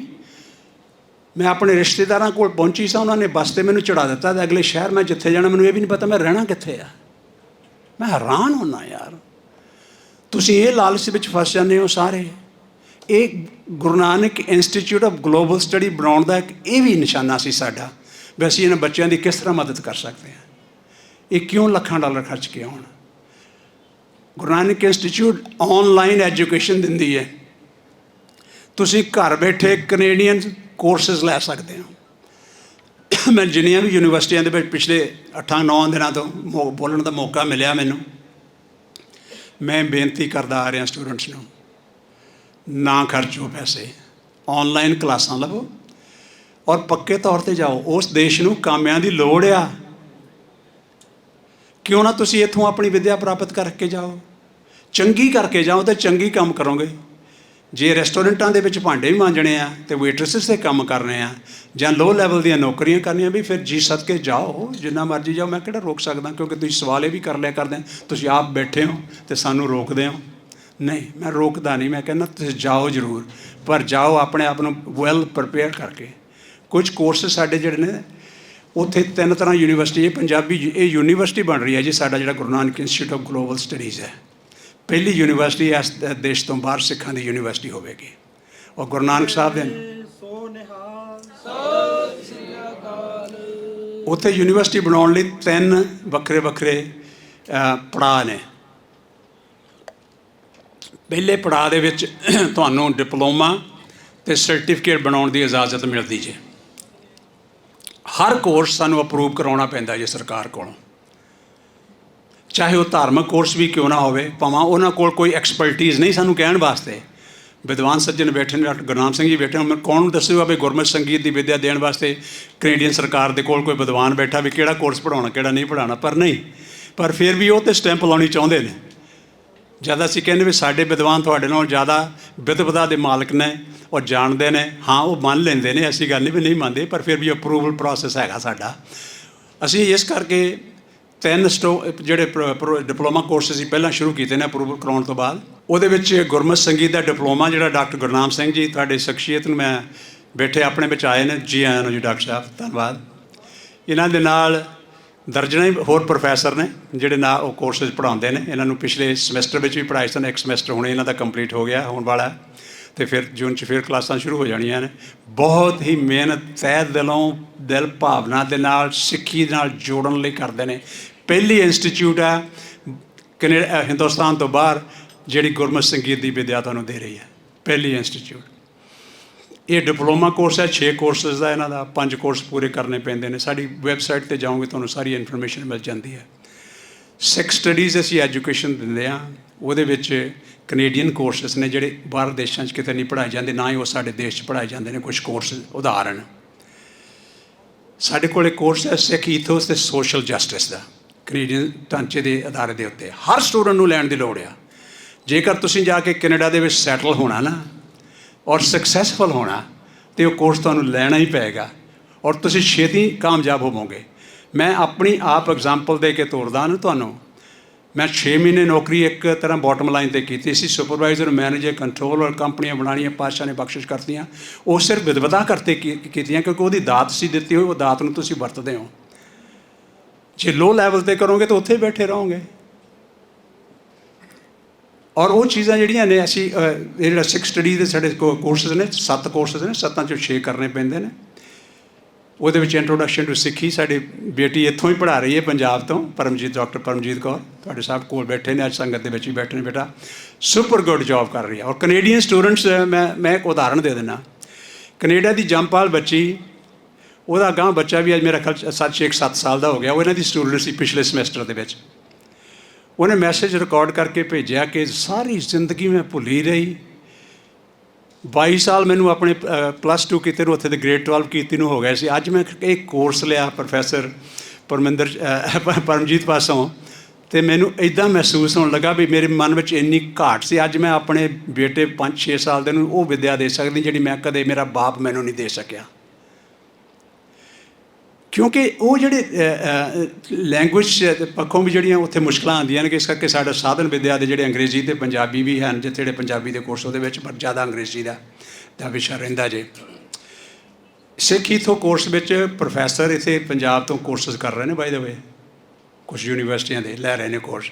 ਈਵਨ ਪਾਕਿਸਤਾਨ ਤੋਂ ਝੰਗ ਯੂਨੀਵਰਸਿਟੀ ਦੇ 9 ਸਟੂਡੈਂਟਸ ਨੇ ਸਾਡੇ ਕੋਲ ਇਸ ਵੇਲੇ ਇਨਰੋਲ ਹੋਏ ਵੱਖਰੇ ਵੱਖਰੇ ਕੋਰਸਿਸ ਦੇ ਵਿੱਚ। ਇਹ ਜਾਣਨ ਵਾਸਤੇ ਵੀ ਤੁਸੀਂ ਸਿੱਖ ਈਥੋਸ ਅਤੇ ਬਿਜ਼ਨਸ ਦੇ ਕੋਰਸਿਸ ਬਾਰੇ ਉਹ ਡਿਪਲੋਮਾ ਕੋਰਸ ਹੈ। ਪੰਜਾਬੀ ਦੇ ਕੋਰਸ ਨੇ ਵੱਖਰੇ ਨੇ। ਸਾਡਾ ਮੈਨੂੰ ਪਤਾ ਤੁਸੀਂ ਪੰਜਾਬੀ ਯੂਨੀਵਰਸਿਟੀ ਜਾਂ ਹੈ ਨਾ ਇੱਥੇ ਇਸ ਇੰਸਟੀਚਿਊਟ ਦੇ ਅੰਦਰ ਵੀ ਤੁਸੀਂ ਬਹੁਤ ਜ਼ੋਰ ਹੈ। ਇਹ ਦੇਸ਼ ਹੀ ਸਾਡਾ, ਇੱਥੇ ਜੇ ਇੱਥੋਂ ਨਹੀਂ ਪੰਜਾਬੀ ਸਿੱਖਾਂਗੇ ਤਾਂ ਹੋਰ ਕਿੱਥੇ ਆਪਾਂ ਜਾ ਕੇ ਸਿੱਖਾਂਗੇ। ਪਰ ਸਾਡੀ ਉੱਥੇ ਭਾਸ਼ਾ ਜਿਹੜੀ ਹੈਗਾ ਸਿਖਲਾਈ ਦੀ ਥੋੜ੍ਹੀ ਸਲਾਈਟਲੀ ਡਿਫਰੈਂਟ ਹੈ। ਪ੍ਰੋਫੈਸਰ ਸਾਡੇ ਕੈਨੇਡੀਅਨ ਇੱਥੋਂ ਦੇ ਜੰਮਪਲ ਨੇ ਜਿਹੜੇ ਪੜ੍ਹਾ ਰਿਹਾ ਪੰਜਾਬੀ, ਉਹ ਜਵਾਹਰ ਲਾਲ ਨਹਿਰੂ ਯੂਨੀਵਰਸਿਟੀ 'ਚ ਹੁੰਦਾ ਸਨ। ਉੱਥੋਂ ਛੱਡ ਕੇ ਗਏ ਨੌਜਵਾਨ ਹੀ ਹੈ, ਛੱਡ ਕੇ ਮੂਵ ਹੋਏ ਨੂੰ 6-7 ਸਾਲ ਕੈਨੇਡਾ ਹੋ ਗਏ। ਉਹ ਪੜ੍ਹਾਉਂਦੇ ਨੇ ਉਹ ਕੋਰਸਿਸ। ਬਿਜ਼ਨਸ ਦੇ ਕੋਰਸ ਵੀ ਤੁਹਾਡੇ ਲਈ ਬਹੁਤ ਲਾਹੇਮੰਦ ਹੋ ਸਕਦੇ ਨੇ ਸਟੂਡੈਂਟਸ ਵਾਸਤੇ। ਸਾਡਾ ਬਿਜ਼ਨਸ ਦਾ ਇੱਕ ਕੋਰਸ ਹੈ, ਜਿਹੜੀਆਂ ਉੱਥੇ ਦੀ ਯੂਨੀਵਰਸਿਟੀਆਂ ਵੀ ਚਾਹੁੰਦੀਆਂ ਵੀ ਸਾਨੂੰ ਪੜ੍ਹਾਓ। ਉਹਨੂੰ ਅਸੀਂ ਫਰੰਟ ਲਾਈਨ ਮੈਨੇਜਮੈਂਟ ਸਾਦੇ ਹਾਂ ਵੀ ਗਰਾਊਂਡ ਫਲੋਰ 'ਤੇ ਕਿਸੇ ਦੇ ਕੋਲੋਂ ਕੰਮ ਕਿੱਦਾਂ ਲੈਣਾ, ਚਾਹੇ ਉਹ ਗੁਰਦੁਆਰਾ ਵੀ ਕਿਉਂ ਨਾ ਹੋਵੇ, ਜਾਂ ਉਹ ਇੱਕ ਰੈਸਟੋਰੈਂਟ ਕਿਉਂ ਨਾ ਹੋਵੇ, ਜਾਂ ਇੱਕ ਹਜ਼ਾਰਾਂ ਦੀ ਗਿਣਤੀ ਵਾਲੀ ਕਾਰਪੋਰੇਸ਼ਨ ਕਿਉਂ ਨਾ ਹੋਵੇ, ਜਾਂ ਕੋਈ ਤੁਹਾਡਾ ਦਫ਼ਤਰੀ ਮੁਲਾਜ਼ਮ ਕਿਉਂ ਨਾ ਹੋਵੇ, ਉਹਨਾਂ ਨੂੰ ਵੀ ਨਾਲ ਦੇ ਸਾਥੀਆਂ ਕੋਲੋਂ ਕੰਮ ਲੈਣਾ ਹੁੰਦਾ ਹੈ। ਟੈਕਨੀਕਸ ਜਿਹੜੇ ਅਸੀਂ ਕੈਨੇਡੀਅਨ ਸਟਾਈਲਸ ਟੀਚ ਕਰਦੇ ਹਾਂ, ਉਹਦੇ ਨਾਲ ਸੁਪਰਵਾਈਜ਼ਰੀ ਜੋਬਾਂ ਮਿਲਦੀਆਂ ਨੇ। ਵਿਦਿਆਰਥੀ ਇੱਥੋਂ ਜਿਹੜਾ ਜਾਂਦਾ ਜੇ, ਨੋਟ ਕਰ ਲਿਓ ਤੁਸੀਂ, ਮਾਂ ਪਿਓ ਵੀ ਕੁਛ ਬੈਠੇ ਹੋਵੋਗੇ ਵਿੱਚ, ਉਹ ਜਦ ਪੱਕੇ ਹੋਣ ਵਾਸਤੇ ਅਪਲਾਈ ਕਰਦਾ ਤਾਂ ਸਾਡੀ ਸਰਕਾਰ ਉਹਨੂੰ ਕਹਿੰਦੀ ਤੇਰੇ ਕੋਲ ਸੁਪਰਵਾਈਜ਼ਰ ਦੀ ਜੋਬ ਹੋਣੀ ਚਾਹੀਦੀ ਹੈ, ਟਾਈਟਲ ਤੇਰੇ ਕੋਲ ਸੁਪਰਵਾਈਜ਼ਰ ਦਾ ਚਾਹੀਦਾ, ਔਰ ਤੇਰੀ ਤਨਖਾਹ ਘੱਟ ਤੋਂ ਘੱਟ $24 ਚਾਹੀਦੀ ਹੈ। ਸਾਡਾ ਤਨਖਾਹ ਜਿਹੜੀ ਉਹ 'ਤੇ ਘੱਟ ਤੋਂ ਘੱਟ $16 ਦੇਣ ਦਾ ਕਾਨੂੰਨ ਆ। ਹੁਣ ਮੈਨੂੰ ਦੱਸੋ, ਜਿਸ ਬੱਚੇ ਦੇ ਕੋਲ ਕੋਈ ਸੁਪਰਵਾਈਜ਼ਰੀ ਤਜਰਬਾ ਹੀ ਨਹੀਂ, ਉਹ ਕਿੱਥੋਂ ਲਿਆਏਗਾ $24 ਵਾਲੀ ਜੋਬ? ਸਰਕਾਰ ਨੇ ਤਾਂ ਪਾਲਿਸੀ ਬਣਾਤੀ। ਫਿਰ ਉਹ ਕਰਦੇ ਕੀ ਨੇ, ਇੰਪਲੋਇਰਸ ਨਾਲ ਸੰਧੀ ਕਰ ਲੈਂਦੇ ਵੀ ਮੈਂ ਦੁੱਗਣਾ ਕੰਮ ਕਰਦਿਆ ਕਰੂੰਗਾ, 16 ਘੰਟੇ ਕਰ ਦੂੰਗਾ, 14 ਘੰਟੇ ਕਰ ਦੂੰਗਾ। ਯਾਰ ਮੇਰੇ ਗਲਤ ਹੀ ਲਿਖਦੇ, $24 ਤਨਖਾਹ ਲਿਖਦੇ ਅਤੇ ਨਾਲ ਲਿਖਦੇ ਮੈਂ ਸੁਪਰਵਾਈਜ਼ਰ ਹਾਂ ਤੇਰਾ। ਆਪੋਂ ਵੀ ਝੂਠ ਬੋਲਦੇ ਨੇ ਅਤੇ ਉਹਨਾਂ ਦੇ ਇੰਪਲੋਇਰ ਵੀ ਨਾਲ ਝੂਠ ਬੋਲਣ ਲੱਗ ਪੈਂਦੇ ਨੇ। ਔਰ ਮੈਨੂੰ ਦੱਸੋ ਅਸੀਂ ਕਿਹੜੀ ਸਿੱਖਿਆ ਦੇ ਰਹੇ ਹਾਂ? ਵਿੱਦਿਆ ਦੇ ਵਿੱਚ ਸਭ ਤੋਂ ਪਹਿਲਾਂ ਜਦ ਤੋਂ ਬੱਚਾ ਜੰਮ ਪੈਂਦਾ, ਮਾਂ ਇਹ ਸਿਖਾਉਂਦੀ ਹੈ ਵੀ ਤੂੰ ਇੱਕ ਸੱਚਾ ਸੁੱਚਾ ਬੇਟਾ ਬਣਨਾ ਹੈ, ਸੱਚ ਦਾ ਸਹਾਰਾ ਲੈਣਾ ਸਦਾ ਇਸ ਜ਼ਿੰਦਗੀ ਦੇ ਅੰਦਰ। ਅਤੇ ਅਸੀਂ ਗਰੋਨ ਅਪ ਹੋਏ ਨੂੰ ਵੀ ਝੂਠ ਬੋਲਣਾ ਸਿਖਾ ਦਿੰਦੇ ਹਾਂ ਵੀ ਤੂੰ ਬੋਲ। ਉਸ ਚੀਜ਼ ਨੂੰ ਨਜ਼ਰ 'ਚ ਰੱਖਦਿਆਂ ਹੋਏ ਇਹ ਕੋਰਸ ਅਸੀਂ ਡਿਜ਼ਾਈਨ ਕੀਤਾ। ਕਿ ਮੈਂ ਉਹਨੂੰ ਪੜ੍ਹਾਇਆ ਵੀ ਕਰਦਾ ਸਾਂ ਕਿ ਜਦ ਮੈਂ ਯੰਗਰ ਏਜ ਦੇ ਵਿੱਚ ਹੁੰਦਾ ਸੀ, ਔਰ ਮੈਂ ਮੈਨੇਜਰਸ ਟ੍ਰੇਨ ਕਰਦਾ ਹੁਣ ਵੀ ਐਜ਼ ਏ ਕੰਸਲਟੈਂਟ। ਵੱਖਰੀਆਂ ਲਾਰਜ ਕਾਰਪੋਰੇਸ਼ਨਸ ਦੇ ਮੈਨੇਜਮੈਂਟ ਲੋਕਾਂ ਨੂੰ ਟ੍ਰੇਨ ਕਰਦਾ ਵੀ ਕਿਸ ਤਰ੍ਹਾਂ ਕੰਪਨੀਆਂ ਮੈਨੇਜ ਕਰਨੀਆਂ ਨੇ। ਪਰ ਉਹ ਕੋਰਸਿਸ ਬਹੁਤ ਵਧੀਆ ਤੁਹਾਡੇ ਵਾਸਤੇ, ਬੱਚਿਆਂ ਵਾਸਤੇ। ਮੈਂ ਲੰਬਾ ਨਹੀਂ ਕਰਦਾ, ਮੈਂ ਇਸ ਚੀਜ਼ ਨੂੰ ਉਸ ਨੇੜੇ ਲਿਆਉਣਾ ਚਾਹੁੰਦਾ। ਗੁਰੂ ਨਾਨਕ ਇੰਸਟੀਚਿਊਟ ਮੇਰੇ ਪਾਤਸ਼ਾਹ ਨੇ ਆਪ ਬਖਸ਼ਿਸ਼ ਕੀਤੀ ਹੈ, ਆਪੋ ਸ਼ੁਰੂਆਤ ਕੀਤੀ ਹੈ, ਔਰ ਇਹ ਬੁਲੰਦੀਆਂ 'ਤੇ ਜਾਣਾ ਮੈਂ ਤੁਹਾਨੂੰ ਦੱਸ ਦਿੰਦਾ। ਕਿਉਂਕਿ ਗੁਰੂ ਨਾਨਕ ਸਾਹਿਬ ਕਦੇ ਆਪਣੀ ਇੰਸਟੀਚਿਊਟ ਨੂੰ ਨੀਵਾਂ ਨਹੀਂ ਦਿਖਾ ਲੈਣਗੇ। ਇਹਦੇ ਜਿਹੜੇ ਖੋਜ ਦੇ ਕਾਰਜ ਹੋ ਰਹੇ ਨੇ, ਤੁਸੀਂ ਅੰਦਾਜ਼ਾ ਨਹੀਂ ਲਾ ਸਕਦੇ। ਮੈਨੂੰ ਪਤਾ BC ਸਾਹਿਬ ਹੁਣ ਚਲੇ ਗਏ ਨੇ, ਮੈਂ ਉਹਨਾਂ ਨੂੰ ਦੱਸਣਾ ਸੀਗਾ ਵੀ ਤੁਹਾਡੀ ਖੋਜ ਦੇ ਅਦਾਰੇ ਦੇ ਉੱਤੇ ਕੁਛ ਹੋਰ ਕੰਮ ਆਲਰੇਡੀ ਹੋ ਰਹੇ ਨੇ, ਮੇਜਰ ਹੋ ਰਹੇ ਨੇ। ਸਾਡੇ ਕੋਲ 33 ਸਕਾਲਰ ਇੱਕ ਪ੍ਰੋਜੈਕਟ ਦੇ ਉੱਤੇ ਵਰਕ ਕਰਦੇ ਨੇ। ਮੇਰਾ ਸਿਰ ਝੁਕ ਜਾਂਦਾ ਉਹਨਾਂ ਪ੍ਰੋਫੈਸਰਾਂ ਅੱਗੇ। ਇੱਕ ਵਾਰੀ ਫਿਰ ਝੁਕਾ ਲੈਣਾ ਤੁਹਾਡੇ ਅੱਗੇ ਸੱਜਣੋਂ ਕਿ ਤੁਸੀਂ ਉਹ ਮਿਹਨਤ ਕਰਦੇ ਹੋ। ਇਹਨਾਂ ਨੇ ਉਹਨਾਂ ਸਕਾਲਰਸ 33 ਨੂੰ ਜੋੜਿਆ ਹੋਇਆ ਸ੍ਰੀ ਗੁਰੂ ਗ੍ਰੰਥ ਸਾਹਿਬ ਦੇ ਪ੍ਰੋਜੈਕਟ ਦੇ ਉੱਤੇ। 15 ਟੀਕੇ ਨੇ ਜਿਨ੍ਹਾਂ ਦੇ ਐਨਾਲਿਸਿਸ ਹੋ ਰਿਹਾ ਜੀ, 8 ਪੰਜਾਬੀ ਦੇ, 7 ਅੰਗਰੇਜ਼ੀ ਦੇ। ਪਹਿਲਾ ਪ੍ਰੋਜੈਕਟ ਹੈ, ਕਿਸੇ ਵੀ ਅਦਾਰੇ ਨੇ ਉਹ ਪਿਕਅਪ ਕੀਤਾ, ਕਿਸੇ ਯੂਨੀਵਰਸਿਟੀ ਨੇ ਨਹੀਂ ਪਹਿਲਾਂ ਉਹ ਕਰਵਾਇਆ। 3 ਤੋਂ 4 ਸਾਲ ਦਾ ਪ੍ਰੋਜੈਕਟ ਸੀ, ਪਰ ਇਹਨਾਂ ਦੀ ਬਹੁਤ ਮਿਹਨਤੀ ਨੇ। ਇਹਨਾਂ ਦੇ ਨਾਲ ਸਾਥੀ ਸਾਰੇ ਡਾਕਟਰ ਗੁਰਮੇਲ ਸਿੰਘ ਜੀ, ਉਹਨਾਂ ਦਾ ਮੈਂ ਤਹਿ ਦਿਲੋਂ ਧੰਨਵਾਦੀ ਹਾਂ। ਬਹੁਤ ਸਮਾਂ ਦਿੰਦੇ ਨੇ ਡਾਕਟਰ ਚਮਕੌਰ ਸਿੰਘ ਜੀ, ਤੁਸੀਂ ਵੀ। ਔਰ ਇਹ ਪ੍ਰੋ ਬੋਨੋ ਕੰਮ ਕਰਦੇ ਨੇ। ਖਿਮਾ ਕਰਨਾ, ਬਹੁਤੀ ਵਾਰੀ ਲੋਕ ਸ਼ੰਖਾ ਵਿੱਚ ਪੈ ਜਾਇਆ ਕਰਦੇ ਨੇ, ਪਤਾ ਨਹੀਂ ਗਿਆਨ ਸਿੰਘ ਕਰੇ ਹਰੇ ਇਹਨਾਂ ਨੂੰ ਕੋਈ ਕਿੰਨੇ ਕੁ ਪੈਸੇ ਦੇਈ ਜਾਂਦਾ। ਇਹ ਜਿੰਨੇ ਸਾਡੇ ਪ੍ਰੋਫੈਸਰ ਨੇ ਸਾਡੇ ਨਾਲ ਜੁੜੇ ਹੋਏ ਜੀ, ਇਹ ਬਗੈਰ ਪੈਸੇ ਤੋਂ ਕੰਮ ਕਰਦੇ ਨੇ, ਸੇਵਾ ਭਾਵਨਾ ਨਾਲ ਕਰਦੇ ਨੇ। ਅੰਦਰੋਂ ਆਤਮਾ ਦੇ ਵਿੱਚੋਂ ਉਹਨਾਂ ਦੇ ਭਾਂਬੜ ਵਲਦੇ ਨੇ ਸੇਵਾ ਦੇ।